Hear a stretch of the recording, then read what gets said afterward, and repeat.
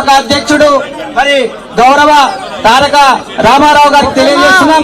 కాబట్టి ఈ యొక్క ఇష్యూ పైన ఈ యొక్క ప్రపంచం మెచ్చేలా మరి ఇష్యూ పైన మీకున్నటువంటి ఎమ్మెల్యేలతోటి అసెంబ్లీలో మాట్లాడవలసిందిగా ప్రత్యేకంగా మిమ్మల్ని కోరుతున్నాం. ఈ కార్యక్రమాన్ని ఉద్దేశించి బీఆర్ఎస్ వర్కింగ్ ప్రెసిడెంట్ కేటీఆర్ గారిని మాట్లాడవలసిందిగా సార్ ఆహ్వానిస్తున్నాం.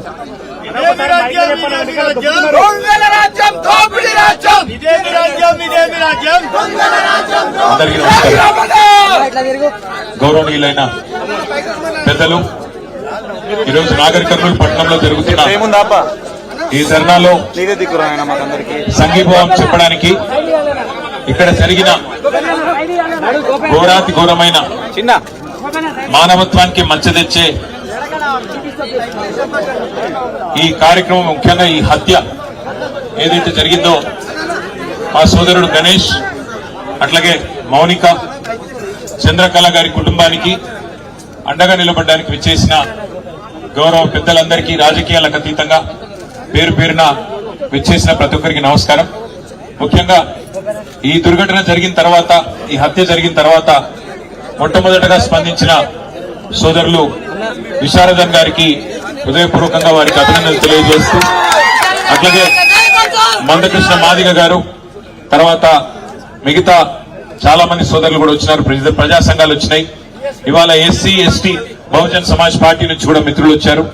అట్లాగే ఎస్సీ ఎస్టీ బీసీ జేఏసీగా ఏర్పడి రాష్ట్ర రజక సంఘం కూడా ఈ ప్రాంతంలో మరి ఈ కుటుంబానికి అండగా నిలబడ్డందుకు వారికి కూడా అభినందనలు చెప్తూ, మా పార్టీ నాయకుడు, మాజీ శాసనసభ్యుడు, నాగర్ కర్నూలు నియోజకవర్గం సోదరుడు మరి జనార్దన్ రెడ్డి గారు కూడా క్షేత్రస్థాయిలో మరి రోడ్డెక్కి ధర్నా చేసి ఈ కుటుంబానికి అండగా నిలబడ్డందుకు వారితో పాటు మరి ఈరోజు మీకు ధైర్యం చెప్పడానికి ఇక్కడికి విచ్చేసిన గౌరవనీయులు ఎమ్మెల్సీ గోరెడ్డి వెంకన్న గారు, మాజీ మంత్రివర్యులు శ్రీనివాస్ గౌడ్ గారు, మాజీ మంత్రివర్యులు డాక్టర్ లక్ష్మారెడ్డి గారు, గౌరవనీయులు మాజీ శాసనసభ్యులు అంజయ్ యాదవ్ గారు, మాజీ శాసనసభ్యులు శ్రీ జైపాల్ యాదవ్ గారు, మాజీ ఎమ్మెల్యేలు సోదరులు ఆలా వెంకటేశ్వర రెడ్డి గారు, హర్షవర్ధన్ రెడ్డి గారు, ఇంకా మాతో పాటు విచ్చేసిన సోదరుడు రాజారాం యాదవ్ గారు, అదేవిధంగా మా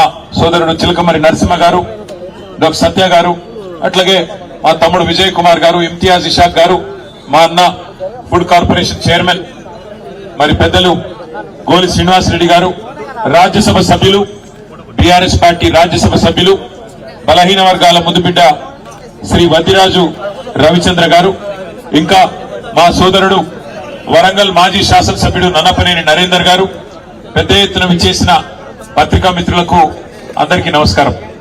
ఇవాళ నిజానికి ఇక్కడ జరిగింది మాటలకు అందని మహావిషాదం. ఒక పసిపాప ప్రాణాలు, 2 నెలల పసిగుడ్డు ప్రాణాలు పోయిన తర్వాత మాటలు రాక గుండె బరువెక్కిన పరిస్థితి వాళ్ళ రాష్ట్రంలో ప్రతి ఒక్కరికి ఉన్నది.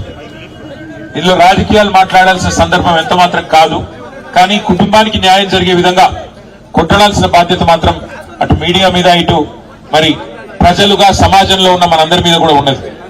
జరిగింది ఏంది, అసలు ఏమడిగింది ఆ పసిగుడ్డు? కొమ్మెరలో మల్లన్న జాతర జరిగితే ఆ మల్లన్న జాతరలో దర్శనం అడిగింది, దేవుడికి దండం పెట్టుకునే అవకాశం అడిగింది ఆ తల్లి చంద్రకళ. అడిగితే దేవుడి దర్శనం అడిగిన పాపానికి, దేవుడికి సేవ చేసుకునే, దేవుడిని దర్శించుకునే అవకాశం ఏమని అడిగితే ఇవాళ జరిగిన దాడి మానవత్వానికి మచ్చ. నిజంగా చెప్పాలంటే ఈ తెలంగాణ సమాజమే తలదించుకునే ఒక దుర్మార్గమైన ఘటన మన కొమ్మెరలో జరిగింది. ఒక్కసారి ఆలోచించమని చెప్పి నేను కోరుతా ఉన్నా ఇక్కడికి వచ్చిన మిత్రులందరినీ. మనం నిజంగా ఏ టైంలో ఉన్నాము, ఏ శతాబ్దంలో ఉన్నాము, జరుగుతున్న ఈ పరిస్థితి ఏంది ఒకసారి ఆలోచన చేయాలి. ఇంకా ఈ టైంలో 21వ శతాబ్దంలో కులాలు మతాల పేరిట చిన్నగా చూడడం, అవమానించడం, ఇవాళ ఇంకా కూడా అధికారాన్ని అండగా పెట్టుకుని హత్య రాజకీయాల్ని, హత్య చేసిన హంతకులని కాపాడే ప్రయత్నం జరగడం నిజంగా సిగ్గుచేటు. ఇందులో నేను ఈ ఒక్కరినో ఆ ఒక్కరినో నిందిస్తలేను. ఇందులో హంతకులకు అండగా నిలబడ్డ ప్రతి ఒక్కడు, వాడు ఎవడైనా గాని వాడి దోషి. రాష్ట్ర ముఖ్యమంత్రి అయినా, స్థానిక ఎమ్మెల్యే అయినా, స్థానిక ఎంపీ అయినా ఎవరైనా కూడా ఈ తప్పు ఆ పసిగుడ్డు ప్రాణాలు తీసిన హంతకులకు అండగా నిలబడ్డవారు ఎవరైనా సరే వారిది ఖచ్చితంగా తప్పే. ఏమడిగిందా పసిగుడ్డు? మీరు ఎక్కి కులుకుతున్న గద్దెను అడిగిందా? మీరు పోగు చేసుకుంటున్న మూటల ముళ్ళు అడిగిందా? అడిగింది మల్లన్న దర్శనం. దర్శనానికి పోతా అంటే ఇవాళ కులం పేరుతో దూషించడమే కాకుండా గణేష్ మీద దాదాపు 20-25 మంది దాడి చేసి తన్నినంత చోట తన్నకుండా తన్ని చివరికి ఆ తమ్ముడిని ఇబ్బంది పెడితే, అన్నా ఈ పసిగుడ్డు ముఖం చూసన్నా ఇడిచిపెట్టానన్నా, మావాడు ఒక్కడున్నాడు, మీరు 20 మంది తంతున్నారని చెప్పి ఆ అమ్మాయి మౌనిక వచ్చి ఆ పసిగుడ్డునన్న ముంగట పెడితే దయగలుగుతుందేమో, మానవత్వం అనేది ఉంటే మనిషిలో ఆ పసిపిల్ల ముఖం చూసన్నా ఊకుంటారేమో అని చెప్పి ఈ అమ్మాయి మౌనిక వచ్చి వాళ్ళని ప్రాధేయపడ్డది, బతిమలాడింది. అన్నా వదిలిపెట్టండి అన్నా, చచ్చిపోతాడన్నా, కొట్టకండి అన్నా, పసిగుడ్డు ముఖం చూసి తండ్రిని వదిలిపెట్టండి అన్నా అని అడిగితే, దుర్మార్గుడు మానవ మృగం లాంటి మనిషి వాడెవడో చెత్తనా కొడుకు, వాడు కాలితో తంతే ఆ పాపని, ఇవాళ పాప చనిపోయింది. ఇట్లాంటి మానవ మృగాల్ని మరి శిక్షించాల్సిన పోలీసులు ఏం చేస్తున్నారని నేను అడుగుతా ఉన్నా. మరి మౌనిక పోయి గణేష్ పోయి మా బిడ్డ మీద దాడి జరిగింది, మా మీద దాడి జరిగింది, దయచేసి కంప్లైంట్ తీసుకోండి అంటే, లేదు లేదు మీరు సరిగ్గా రాసియలేదంటాడట. నేను అడుగుతున్నా పోలీస్ అధికారిని, నీకు ఉద్యోగం ఇచ్చింది ఈ రాష్ట్రం, నీకు జీతం ఇచ్చేది ఈ రాష్ట్ర ప్రజలు, రేవంత్ రెడ్డి కాదు, ఆయన తొత్తులు కాదు. నువ్వు చేయాల్సింది, సేవ చేయాల్సింది బాధితులకు. ఎవరి మీద అయితే దాడి జరిగిందో వాళ్ళు వచ్చి నీకు షికాయత్ చేస్తే, కంప్లైంట్ ఇస్తే అది కరెక్ట్ గా లేదంటవా?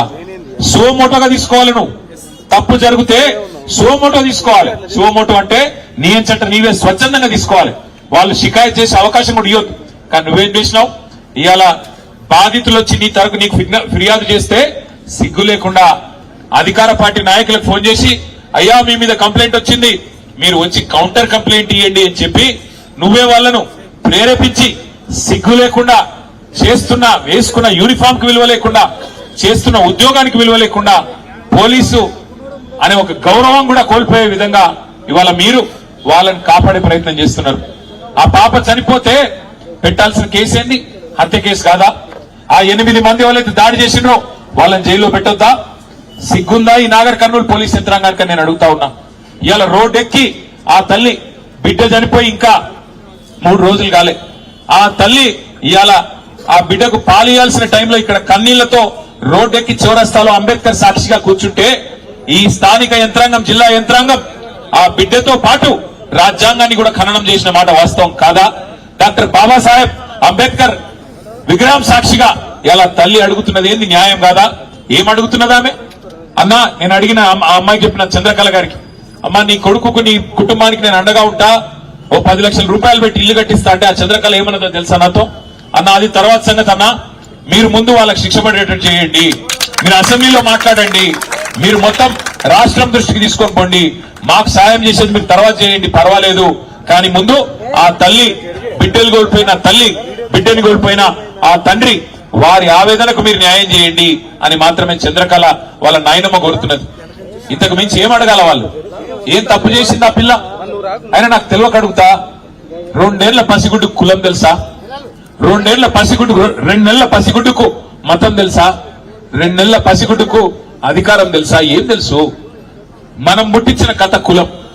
మనిషి పుట్టినాక 5 నిమిషాలకు పుట్టేది కులం, మనిషి పుట్టినాక 5 నిమిషాలకు పుట్టేది మతం. ఇవాళ దానికోసం చివరికి మనుషులను చిన్న చూపు చూసి, దేవుడు దర్శనానికి రాకుండా చేసి, వారి మీద దాడి చేసి, మళ్ళీ వారి మీదనే కేసులు పెట్టి